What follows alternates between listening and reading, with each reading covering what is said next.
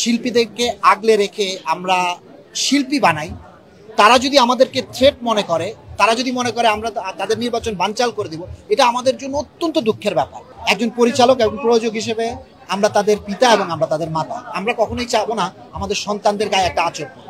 শিল্পী সমিতির নির্বাচনে টাকা খরচ না করে সেটা শিল্পীদের উন্নয়নে, চলচ্চিত্রের উন্নয়নে খরচ করা উচিত। দেখুন, এই ঘটনাটা একবার ঘটেছে গত নির্বাচনে, যেখানে আমরা দেখেছি আমরা পরিচালক, প্রযোজক সহ অন্যান্য যারা কলাকুশলীরা আছেন তারা এফডিসিতে চলচ্চিত্র শিল্পী সমিতির নির্বাচনে ঢুকতে পারেনি।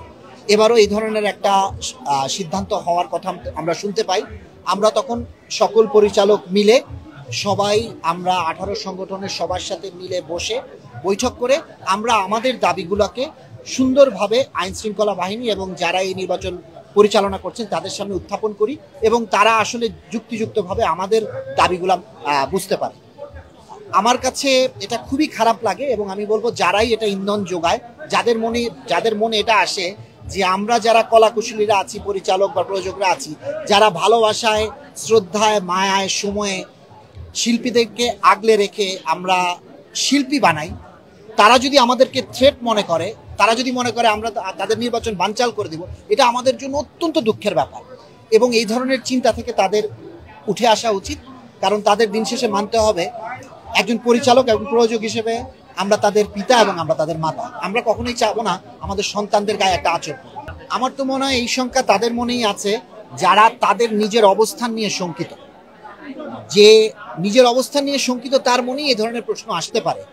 যে জানে যে সে আসলে সত্যি শিল্পীদের ভালোবাসে, শিল্পী সমিতির জন্য কাজ করতে চায়, তাদের মনে এই ধরনের শঙ্কা আসাটা উচিত। আমি জানি না আসলে শিল্পী সমিতির নির্বাচনে কত টাকা খরচ হয়, কত টাকা এখানে ব্যয় হয়, বাট আমিও চাই শিল্পী সমিতির নির্বাচনে টাকা খরচ না করে সেটা শিল্পীদের উন্নয়নে, চলচ্চিত্রের উন্নয়নে খরচ করা উচিত। তাইলেই শিল্পী বাঁচবে, শিল্প বাঁচবে, চলচ্চিত্র বাঁচবে। এফডিসিতে যে কোনো ধরনের নির্বাচনে আমরা কি চাই? একটা মিলন মেলা হোক, সবাই আসুক, সবার সাথে সবার দেখা হোক, কারণ আমরা এমনিই এত বিজি থাকি যে কারোর সাথেই কারোর দেখা হয় না। একটা নির্বাচন আসলে আমাদের সেই সুযোগটা হয় সবার সাথে সবার অনেকদিন পর দেখা হয়। তো নির্বাচন হওয়া উচিত উৎসব মুখর, নির্বাচন হওয়া উচিত একটা মিলন মেলা। এটাই আমরা চেয়ে আসছি, এটাই আমরা চাই এবং এটাই আমরা চাই। আমি তো বলবো যে সবার আগে শিল্পীর তার নিজের শিল্পটার প্রতি বেশি মনোযোগী হওয়া উচিত। একটা শিল্পী তার চরিত্রে বাঁচে, যে কোনো শিল্পী তার কর্মে বাঁচে।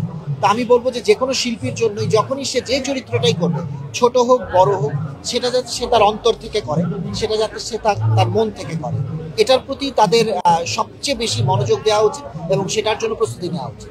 শিল্পী এবং পরিচালকের সূত্র সংজ্ঞাটা হতে হবে হাত আর চুরির মতো। যে আমাদের হাতে আমরা যখন চুরি পরি, চুরিটা আমাদের সৌজন্য বর্ধন করে।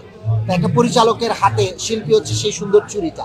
তো চুরিটা হাতটা যত সুন্দর হবে, চুরিটা পড়লে তার থেকেও এটা বেশি সুন্দর হবে। সেই বন্ধনটা অনেক সুন্দর হওয়া উচিত, অনেক সৎ হওয়া উচিত এবং আমি যেটা বলবো যে অনেক আন্তরিক ভালোবাসায় হওয়া উচিত।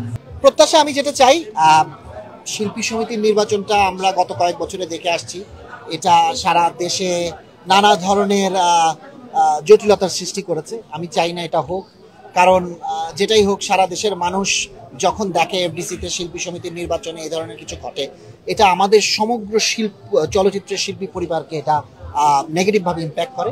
আমার সবার প্রতি অনুরোধ থাকবে একটা সুন্দর, ভালোবাসা, সৌহার্দ্যপূর্ণ পরিবেশে নির্বাচনটা হোক, যেটাই ফলাফল আসে একটা সঠিক ভোটের মাধ্যমে, সেটা যাতে আমরা সবাই মেনে নিই।